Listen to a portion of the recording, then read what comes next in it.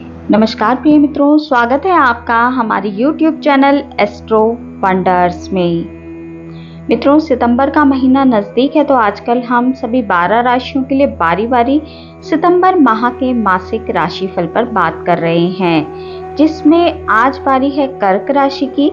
आज की इस वीडियो में हम कर्क राशि वाले जातकों के लिए बात करने वाले हैं कि उनके लिए सितंबर 2024 कैसा रहने वाला है, किस प्रकार के ग्रहों के गोचर रहेंगे, कौन सा ग्रह कब अपना राशि परिवर्तन करेगा तथा इसका कैसा प्रभाव आपको देखने के लिए मिलेगा। ये सारी चीजें हम आज की इस वीडियो में कर्क राशि वाले जातकों के लिए जानने वाले हैं। वीडियो में बात आपके सभी क्षेत्रों पर की जाएगी, कोई भी क्षेत्र छूटेगा नहीं। अंत में बात आपके लिए उपायों की भी की जाएगी, तो वीडियो को आपको पूरा सुनना चाहिए ताकि कोई भी चीज आपसे मिस ना हो। तो चलिए देर ना करते हुए वीडियो को शुरू करते हैं और बात सबसे पहले कर लेते हैं ग्रहों के गोचर के विषय में। सूर्य आपकी राशि से दूसरे भाव में गोचर कर रहे हैं सिंह राशि में। 16 सितंबर तक सूर्य आपके दूसरे भाव में ही गोचर करेंगे। 16 सितंबर को अपना राशि परिवर्तन करेंगे और आपके तीसरे भाव में कन्या राशि में प्रवेश कर जाएंगे। बुध आप ही की राशि यानी कर्क राशि में गोचर कर रहे हैं। बुध 29 अगस्त से मार्गी हो जाएंगे। इसके बाद 4 सितंबर को अपना राशि परिवर्तन करते हुए आपके दूसरे भाव में सिंह राशि में बुध प्रवेश कर जाएंगे। 23 सितंबर तक आपके दूसरे भाव में गोचर करेंगे।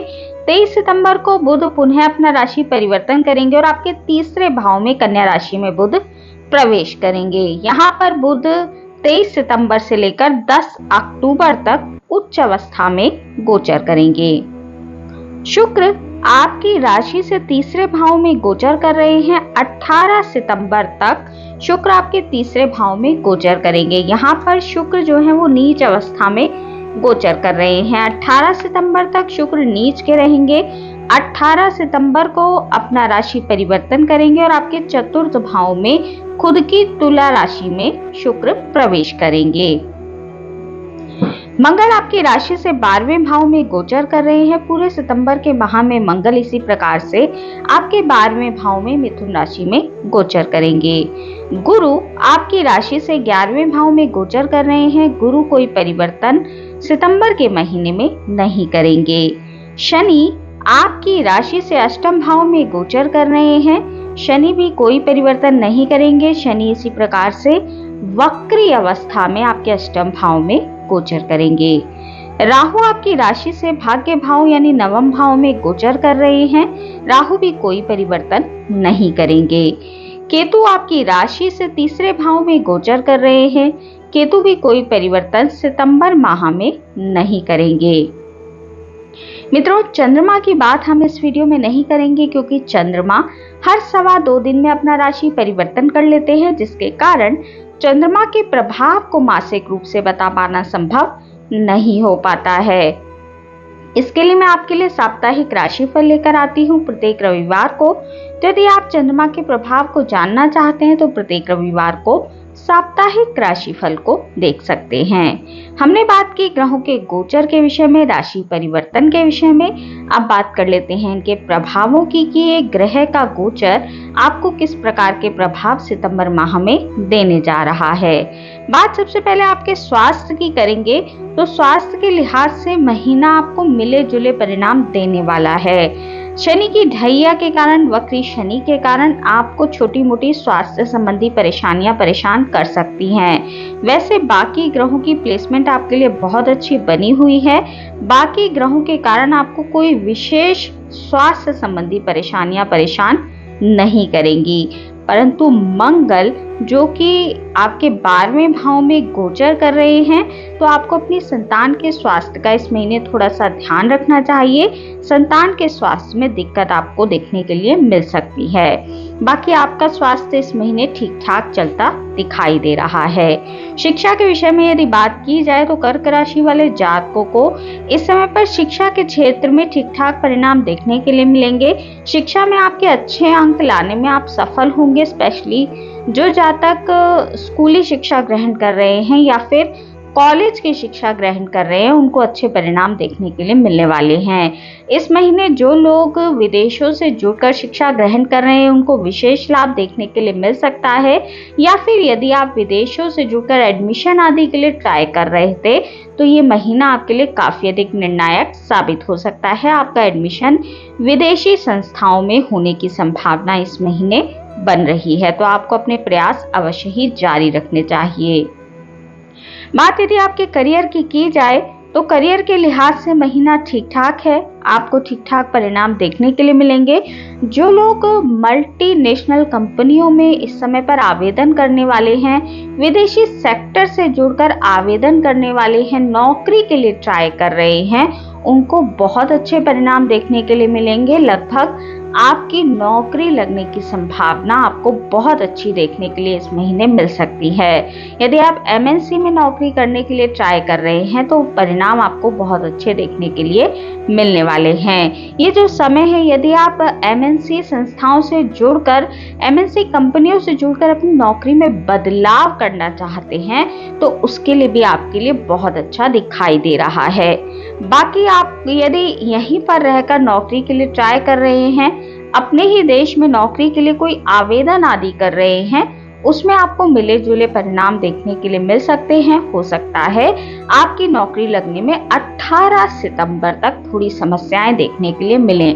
18 सितंबर के बाद स्थिति परिवर्तित होगी और आपको आपकी नौकरी के क्षेत्र में यहाँ पर भारत में भी अच्छे परिणाम देखने के लिए मिल सकते हैं।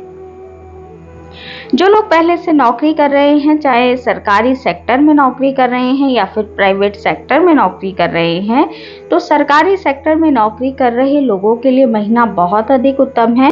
आपको आपकी नौकरी के क्षेत्र से एक्स्ट्रा धन की प्राप्ति हो सकती है। ये जो समय है सरकारी सेक्टर से बहुत अच्छे धन की प्राप्ति को दिखा रहा है। जो लोग सरकारी सेक्टर से जुड़कर कोई कमीशन आदि का कार्य करते हैं उनको भी अच्छे परिणाम इस महीने देखने के लिए मिल सकते हैं। प्राइवेट नौकरी कर रहे जातकों के लिए स्थिति उत्तम बनी हुई है। आपको आपकी नौकरी के क्षेत्र में अच्छे परिणाम इस महीने देखने के लिए मिलेंगे।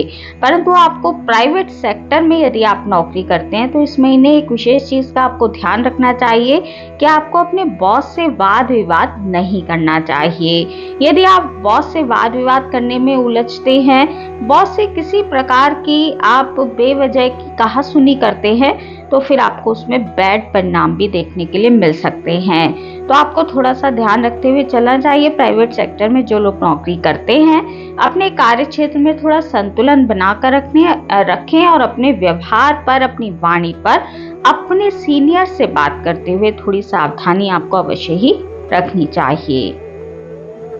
जो लोग विदेशी सेक्टर में जुड़कर नौकरी करते हैं उनको परिणाम बहुत अच्छे देखने के लिए मिलेंगे और विदेशी सेक्टर में नौकरी लगने की संभावना भी आपकी इस महीने बहुत अधिक बन रही है। व्यापारियों के लिए यदि इस महीने की बात की जाए तो व्यापार के क्षेत्र में आपको मिले जुले परिणाम देखने के लिए मिलने वाले हैं। हालांकि इस महीने कर्क राशि वाले जातकों का ये जो समय चल रहा है, शनि की ढैया के कारण, जो कि शनि आपके व्यापार भाव के स्वामी बनते हैं, तो फिर आपको थोड़े नेगेटिव परिणाम अपने व्यापार के क्षेत्र में देखने के लिए मिल रहे होंगे। ये जो समय है ये व्यापारियों के लिए थोड़ा सा डाउन इस समय पर बना हुआ है। व्यापार आपका थोड़ी मंदी के कारण आपको डाउन जाता दिखाई दे रहा होगा।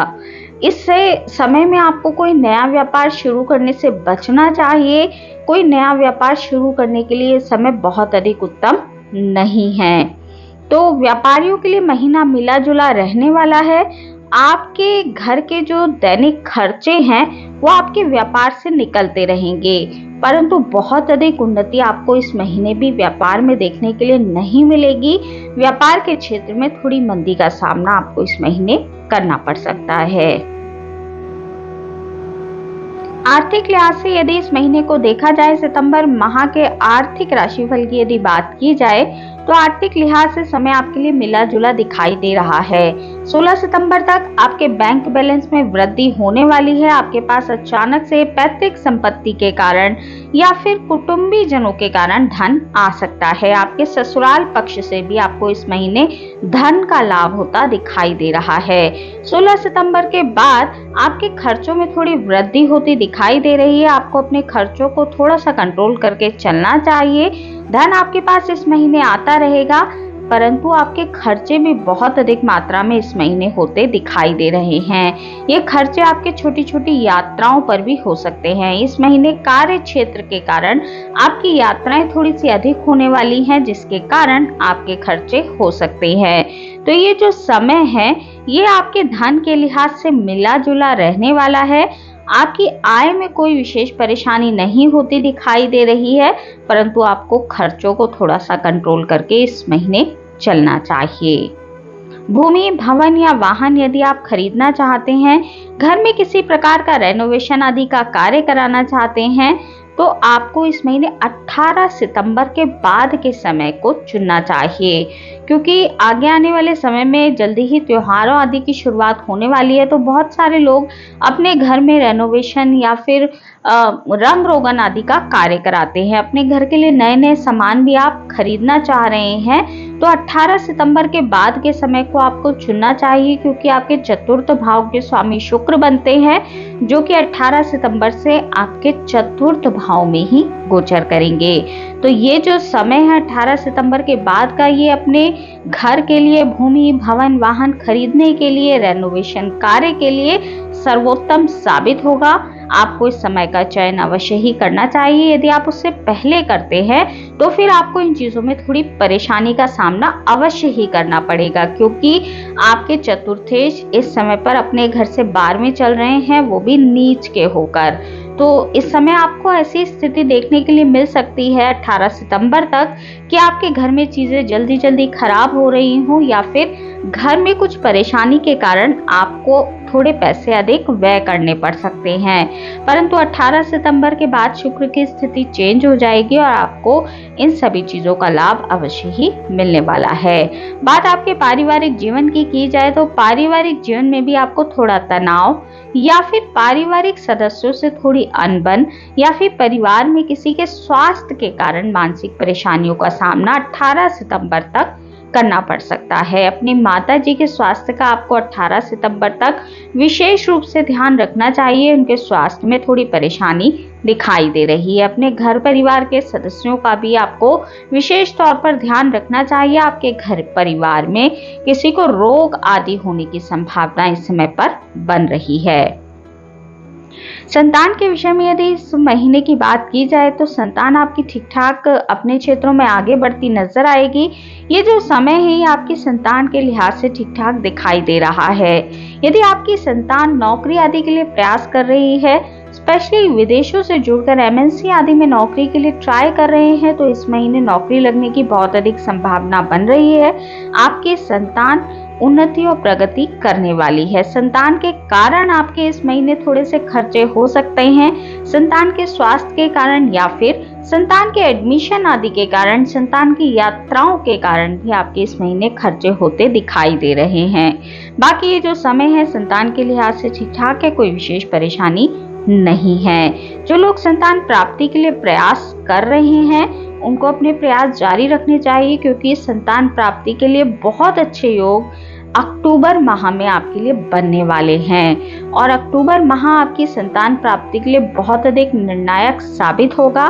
तो संतान प्राप्ति के लिए जो लोग प्रयासरत हैं जल्दी ही उनको संतान की खुशखबरी मिल सकती है। वहीं जो लोग संतान के विवाह के लिए प्रयास कर रहे हैं उनको भी वर्ष 2024 में या फिर वर्ष 2025 की शुरुआत में खुशखबरी मिल सकती है।